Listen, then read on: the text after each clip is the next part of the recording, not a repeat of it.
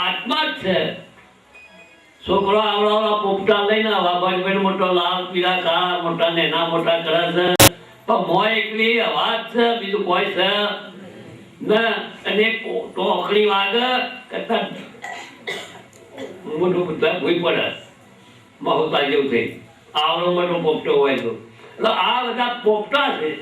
એક ખેત પવન માયા તો કે હિયો છે મતો હું છું આખું મતલબ મથું મંથા કર્યું આખું જગત મંથા કર્યું મારું મારું મારું. एक कथी हवा में कहती थी वो एक श्वास में जात है तीन लोग को मोल कहना था तो कह दिया वो क्या बनाओ ढोल. एक श्वास जाए तो कोई नो निराश रहते.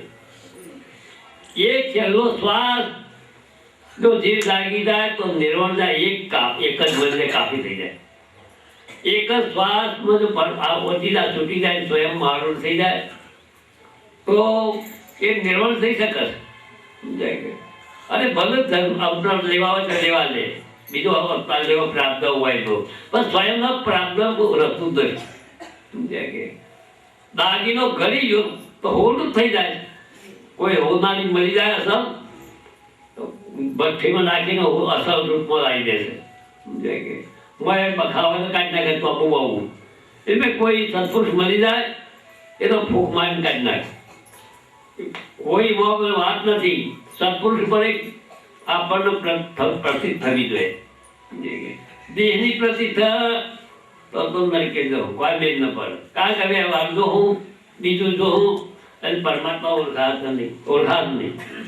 દેહને ભજે છે બધા સોબડિયા છે અને દેહને ગુરુ માણસ એવો ધરાવે.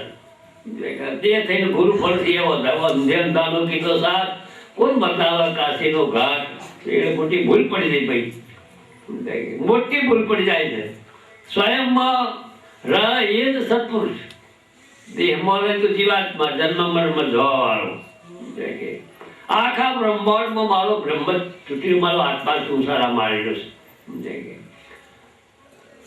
જેમ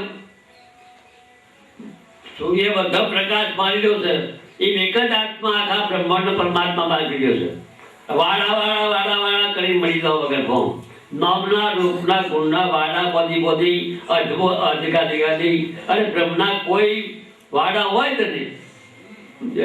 નસી વાડામાં વસે ગાય ભેંસને જેઠો વાઘ વાડે ના વસે એ તો નિર્ભય ફરે અકેલા.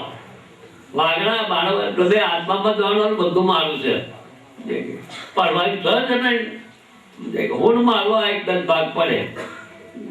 બાકી દરિયામાં ગમે તે જગ્યાએ જો બ્રહ્મ પડ્યા પછી સાબરમતીનું હાથમતીનું પાણી દરિયામાં જઈ રોજ વાજુ ના મેળ પડે. લેબોરેટરી કરો ગમે તે કરો જુદું પડે નહીં. કારણ કે લેબોરેટરી આ લોક નહીં કરે કે અને બ્રહ્મ ભરવાની વસ્તુ તો અલૌકિક છે. નામ રૂપથી પડશે. દૈત્ય ભાવ નથી જો દિત્યા દેવમ ભયમ ભવેલું. જે હજી દૈત ભાવ છે હું નતું છે તે હજી ભય રહેવાનું. ભગવાન થઈ ગયો હતો એ હું નતું આવે કે દેવનું રાજા દેવ થઈ ગયો હતો કે રાક્ષસો વિચાર એવું દશા છે. પણ બ્રહ્મ એકલું સોનું થઈ જાઓ, એકલી માટી થઈ જાઓ તો હું માટી મળી ઘડા બનાયા છે, નાના મોટા ગોળા બનાયા છે પણ અંતે તો માટી જ છે ને. 10 ગળા મૂકીએ, કપાના મૂકીએ, હોનાના મૂકીએ, માટીના મૂકીએ અને મધ જળ ભરીએ તો પાણીમાં ખૂબ ભેદભાવ પડે. વાહન લઈ તો ભેદભાવ પડે. એમાં બધા ગાંઠથી ભેદભાવ લાગે છે આપણને. ગાંઠના રૂપરંગથી જેવા કર્મ કરે છે એવા ગાંઠ મળ્યા છે. જેવું ફૂલ છે એવો આપણો કલેવર મળ્યો છે. પણ અંદરમાં કોઈ ફેરફાર નથી. જેમ બધામાં ધન ભરેલું છે અને કદાચ ગળા પડ્યા છે બધા ફૂટી ગયો હોય તો એમાં આકાશને હું નુકસાન છે. ગોબા પડી તો ઉપરવાળાને સૂર્ય ધોખા પડી છે ના ગતે પિંડે ગતાકાશમ નિયમતે મહાબલે દેહ પિંડે તથા દેહી નિયમતે પરમાત્માની. જેમ ઘોડો ગળા ફૂટી જાય તો આત્મામાં કશું થતું નથી, આકાશનું કશું નુકસાન થતું નથી. એમાં આ ગાળા ફૂટી જાય આત્માને બધાય નથી, કોઈ હોશ આવે એવી નથી. એટલે ફફડી મરી જાય વગર મરી જા. અને કોઈ કાર્ય આ બ્રહ્માંડ નતું તો એ કાર મળેલું નથી. અને આ બ્રહ્માંડ રાહતાર મળી જાય તો એ કારણ એવો નથી. જે કારણ છે એ મિથ્યાત્વ છે. સપનામાં ઘણું હોતું આવે જાગે શું થવાનું જતું રહે, કા હતું જ નહીં. સપનામાં રાગ થયો એમ હોનારા એકડે ક્યાં કાળો બોલ્યો તમે જોયો કહો અમારા ઘેર હું હોનું છે. હવામાં જો તાનું ફૂટેલી તાગડીમાં ફાટલી પડ્યા હોય ઓઢવામાં ગોધડી ના હોય. કારણ કે મિથ્યાત્વ છે. અને જાગ્યા પછી કોઈ હોનું હો ધોવાજ્યું કે રાતો જોયું હારું. હું તો ઘણો સુખ હતો ને ખાવાના જો વાપરશે એમ. આ જે જાગી જાય તો સ્વયં સ્વરૂપે આવી જાય, કોઈ કરવા જેવું નથી. પ્રાપ્તનું કામ કરે અભણ દશામાં પ્રાપ્ત કરી નવું નથી કરવું. જે સાહેબો કહી દેવાનું એટલે નિત્ય થઈ જવાનું. કે એની પણ એક વખત જન્મ જાય 2-4 વર્ષ સુધી તો મુક્ત થઈ જાય છે અને ઘેર આવી જાય છે. તો આ કેદ જેવી છે કે અનંતકાળથી ચલા થયો વિના ભાન ભગવાન. હજી કોઈ થાક્યો નથી. કેટલી છીપ થઈ છે અને સજા કેટલી મોટી થઈ છે કે ઘેર નથી જતો.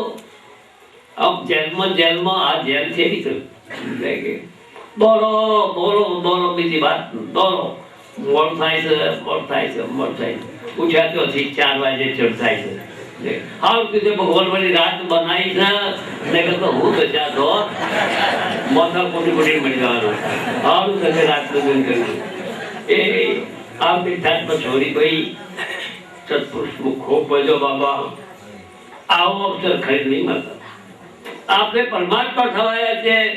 રામ કૃષ્ણ મહાવીર માના ગેરાયા હતા, આપણે પુત્રીઓને ગેરાયા છીએ. આપણે આટલું નથી ઓળી શકતા. આપણી માના બાપને તો જરા રાખો. કરવાનું શું છે ભાઈ? જેટલી વર્તી પરમાર હશે તે સ્વયં રાખો. અભ્યાસ જ નથી કર્યો. કોઈ કાલે આત્મામાં ઠરવાનું કર્યું જ નથી. બોલો તો નવરો બીજાને દેવા ત્રીજાનો ઉધારો 4 માથા પૂછ્યા બેઠા હોય લઈને બે નરકી લઈ ગયો એવા. અને સંઘ તો ખૂબ ધ્યાન રાખો ભાઈ. આ સંઘથી બધું થયું છે. આ મૂર્ખોનો સંઘ કરીને આપણા સ્વરૂપથી વિલક્ષણ થઈ જાય છીએ. આપણું સત્ય સ્વરૂપ જ હતું. આપણે સત્ય સ્વરૂપ જ છે. હોનું જો હોય મોકા નિકાલી પછી કે આવું બેન આવું પંચ બાદ દાદુ તો કે ભીખર કે એક તો નજરે લાગે છે તન સુધાર દાદુ ભીખર.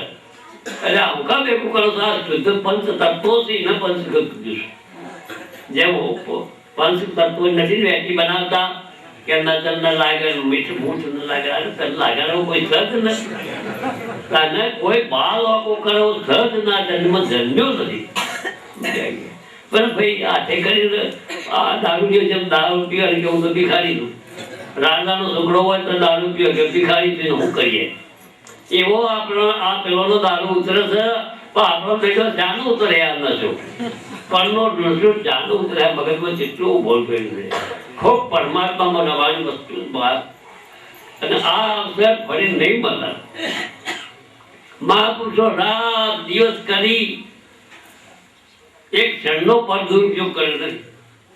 એક ક્ષણનો પણ દુરુપયોગ થાય તેમની ઓખો પડી. અને એક આજનો દિન મારો નિષ્ફળ ગયો. કોઈ જીવને જગાડવાનું કામ નથી મારાથી.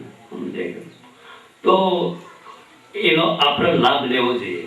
આ સાબરકાંઠો એટલે કહેવાય નહીં પણ ગોકુળ મથુરા અયોધ્યાના આદર ટક્કરમાં એવી દશાવાળા દિવસ આપણા સાબરકાંઠામાં જો તો સત્સંગ મળે, જો મળે તો ભજન મળે, જો એવા સારા ભાવવાળા મળે.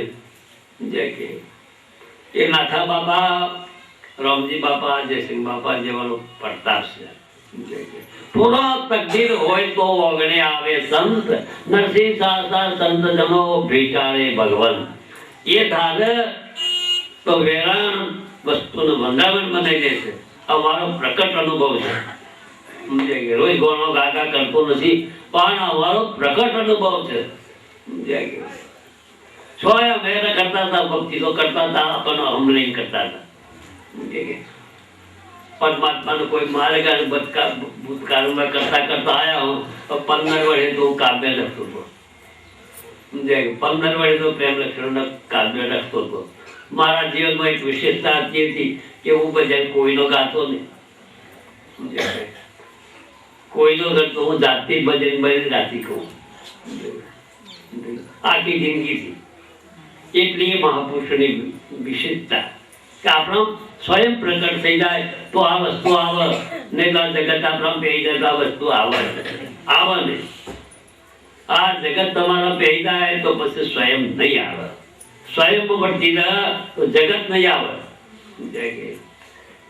બ્રહ્મની સ્થિતિ એટલે આ જગતની હિ સમૃદ્ધિ. એનું માનવું કે આ સ્વયં સ્વરૂપમાં છે. હોય બે હવાથી ત્યાં બે હવાથી આ તો મોનનો પોનનો દોંડા દેખાડા છે. પછી તો ઘણા તો નરકે ગયે કે ઓ મારા ડાબા કઈ મળતા હતા જો મારા બાપા અમને હાર્યા ઘણા નરકે ગયે અને ઘણા સરકે ગયે. પુણે કમાઈ ગયે.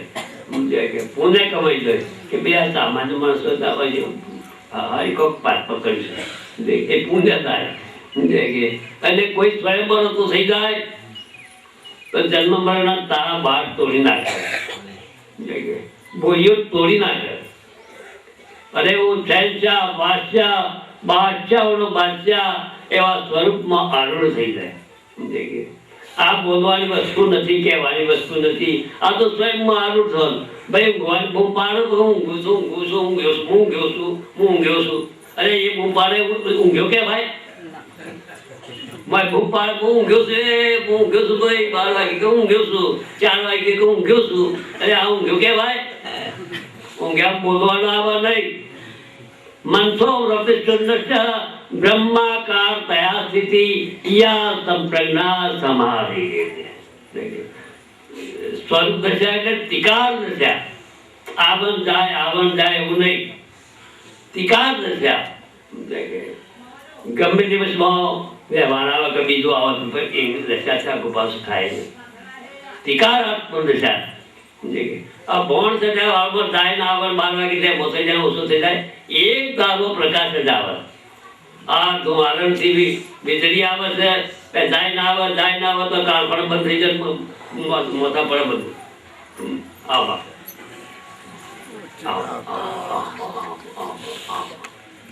ફરીએ છીએ ભાઈ સત્સંગમાં બાકી શાંતિ જવાય બે હાલ બાપા મારે હું કેવું ટકા થઈ જાય. આ તો ભાઈ અમદાવાદ ભરવું હોય ને અમદાવાદ બરાબર સ્ટેશન બનાવવું પડે, બેરમવું પડે. એક મિનિટ એક વારા ઉભા થાય તો પછી ઇન્ડિયન બોલતું થાય ઇન્દોર. કારણ કે આપણે હિન્દી જાણતા ન હોય. આ તો આત્મામાં રહેવાની બહુ કળા જોઈએ ભાઈ. સરકારના રાજા થઈને રખડવું અને અસર પણ પોતાનું સ્વરૂપ ધારવી આપવું બહુ કળા છે. એને કલાકાર કહેવાય. 10,000 માણસો એના વેહ જોઈને, એનું ચારિત્ર જોઈને લોકો ગોળા થઈ જાય. પણ એ પોતાના બોનમાં રહે. સમજાય કે હું ઘરના એકલો છોકરો છું. સમજાય કે અને શાક